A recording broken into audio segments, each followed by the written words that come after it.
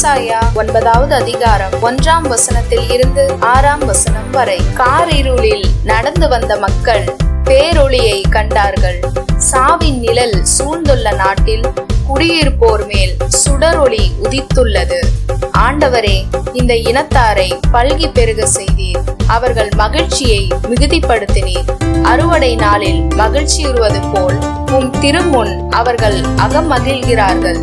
கொள்ளை பொருளை பங்கிடும் போது அக்களிப்பது போல் களி கூறுகிறார்கள்.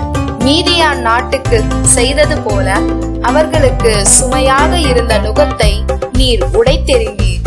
அவர்கள் தோலை புண்ணாக்கிய தடியை தகர்த்து போட்டீர். அவர்களை ஒடுக்குவோரின் கொடுங்கோலை ஒடித்தெறிந்தீர்.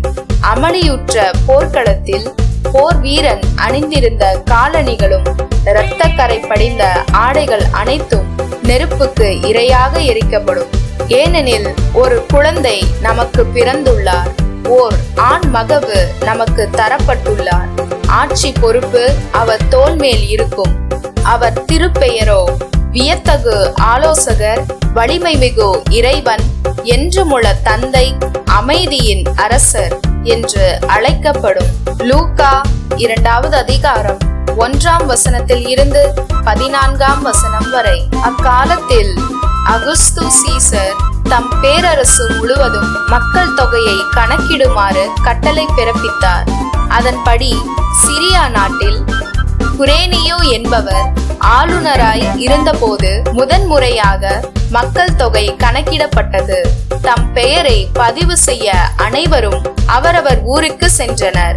தாவீதின் வழிமரபினரான யோசேப்பும் தமக்கு மன ஒப்பந்தமான மரியாவோடு பெயரை பதிவு செய்ய கலிலேயாவில் உள்ள நாசரேத்து ஊரிலிருந்து யூதேயாவில் உள்ள பெத்லகேம் என்ற தாவீதின் ஊருக்கு சென்றார். மரியா கருவுற்று இருந்தார். அவர்கள் அங்கு இருந்தபோது மரியாவுக்கு பேறுகாலம் வந்தது. அவர் தம் தலைமகனை பெற்றெடுத்தார். விடுதியில் அவர்களுக்கு இடம் கிடைக்கவில்லை.